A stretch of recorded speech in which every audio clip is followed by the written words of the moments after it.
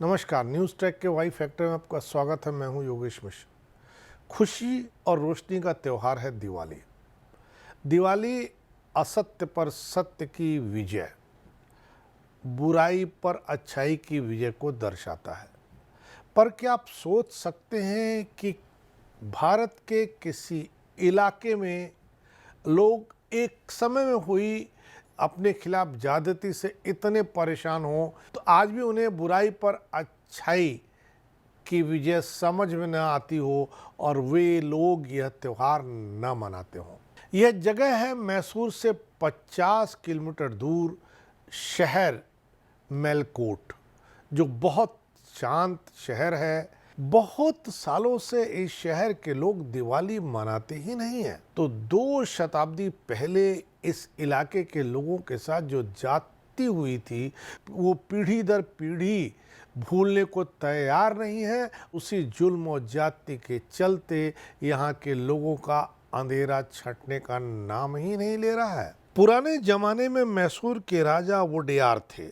हैदर अली राजा कृष्णराज वोडेयार द्वितीय के प्रधान सेनापति थे। धीरे धीरे वह 1761 में वास्तविक शासन बन गए। उनके बेटे टीपू सुल्तान ने 1780 में खुद को शासक घोषित कर लिया। टीपू सुल्तान के अच्छे कामों के बारे में हमें बहुत ज्ञान दिया जाता है, बड़ी सूचना दी जाती है, लेकिन एक दूसरा पक्ष भी उनकी जिंदगी का है जिसे हमें भुलाने के लिए मजबूर किया जाता है। पर मेलकोट के लोग उसे भुलाने को तैयार नहीं है। मेलकोट कर्नाटक के मांड्या जिले में स्थित एक छोटा सा पहाड़ी शहर है। यह तिरुनारायणपुरम के रूप में जाना जाता है। यह 2 प्रसिद्ध मंदिरों का शहर भी है। यहाँ चेलु वनारायण मंदिर और योग नरसिम्हा मंदिर हैं। मांड्यम अंगेयर समुदाय का एक उप संप्रदाय है। श्री रामानुजाचार्य के शुरुआती अनुयायियों में से वे लोग होयसल राजा विष्णुवर्धन द्वारा संरक्षण दिए जाने के बाद 12वीं शताब्दी में मेलकोट में बस गए। कहा जाता है कि श्री रामानुजाचार्य ने चेलु वनारायण मंदिर में पूजा की। इस मंदिर का उन्होंने जीर्णोद्धार भी कराया। होयसला का पतन हो गया, लेकिन मांड्यम अयंगर समुदाय की किस्मत ने विजयनगर साम्राज्य के तहत काफ़ी तरक्की की। विजयनगर के राजा चेलु वनारायण मंदिर के महान संरक्षक थे। उन्होंने मंदिर और मेलकोट के अयंगर दोनों के लिए बहुत काम किया, बहुत अनुदान दिया। मांड्यम समुदाय वोडेयार राजाओं के प्रति अत्यंत वफादार था, क्योंकि उन्हें उनके द्वारा संरक्षण प्राप्त था। वे ईस्ट इंडिया कंपनी की मदद लेने और हैदर अली का तख्ता पलट करने की योजना बना रहे थे। हैदर अली ने इस योजना का भंडाफोड़ किया और उन 2 भाइयों को गिरफ्तार किया जो इस योजना के सूत्रधार थे। उत्पीड़न के डर से समुदाय के अन्य लोग मद्रास प्रेसिडेंसी में भाग गए। 1873 में हैदर अली की मृत्यु हो गई। हैदर अली के विपरीत टीपू सुल्तान इस चल रही योजना से सावधान था।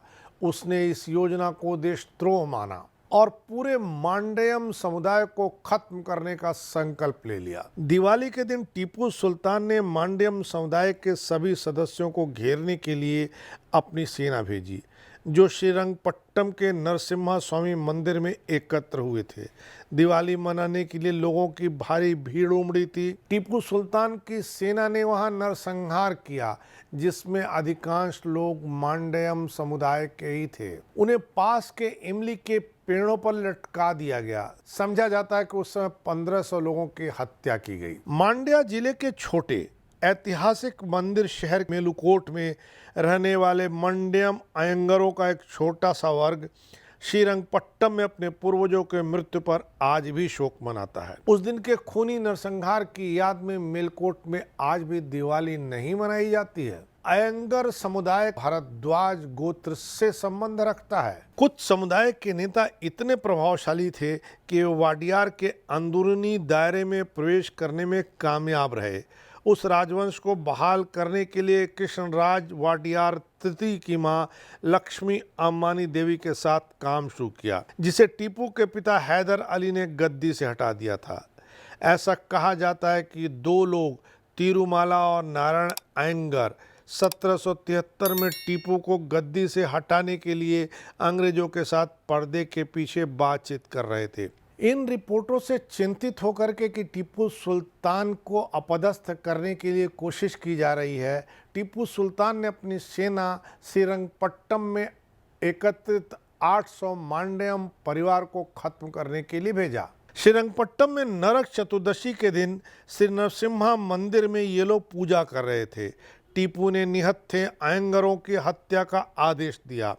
उनके शवों को इमली के पेड़ों से लटका दिया, जो अभी भी मंदिर के परिसर में मौजूद हैं। मेलकोट में इसके अलावा भी कई महत्वपूर्ण और अच्छी जगहें हैं। हिंदी, तमिल और कन्नड़ गानों की शूटिंग का एक बहुत मुफीद स्थान मेलकोट में राया गोपुरा है। यहीं पर फिल्म गुरु का बरसो रे मेघा गाना फिल्माया गया था, जिस गाने में ऐश्वर्या राय संरचना के सामने नृत्य करती हैं। राउडी राठौर का गाना धड़ंग डांग भी यहीं फिल्माया गया था। ब्लॉकबस्टर तमिल फिल्म पद्यप्पा के दृश्य भी यहीं फिल्माए गए थे।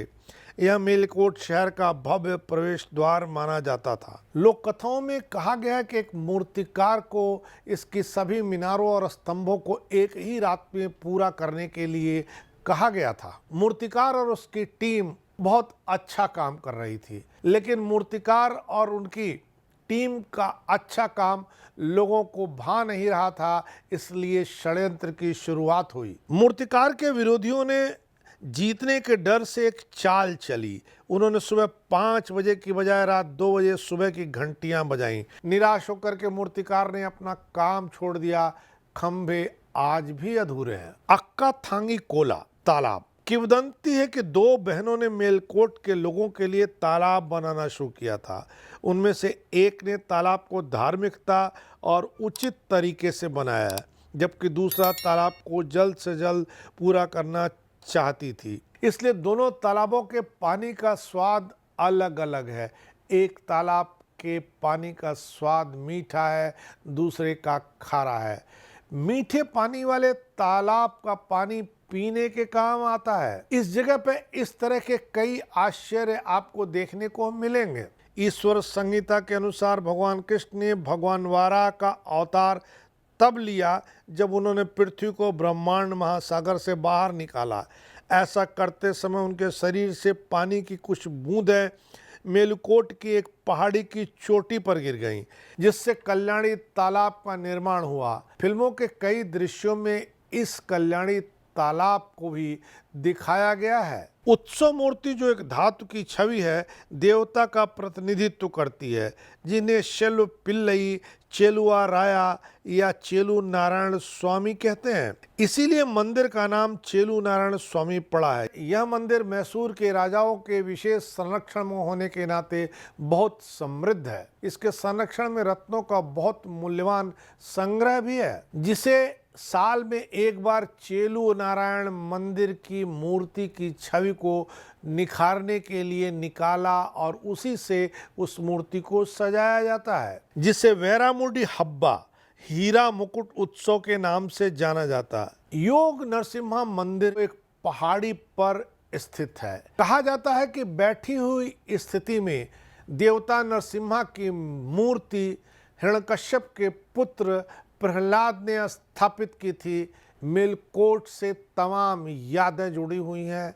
मेलकोट में बहुत सुंदर और रमणीक स्थल है। मेलकोट पर्यटन स्थल भी है, पर मेलकोट पूरे भारत में इसलिए भी जाना जाता है क्योंकि मेलकोट के लोग आज भी दिवाली नहीं मनाते हैं।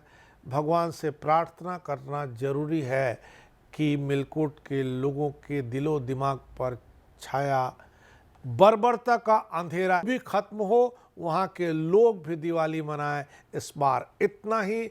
अगली बार फिर मिलेंगे नए सवाल पर नए ढंग से बात करने के लिए।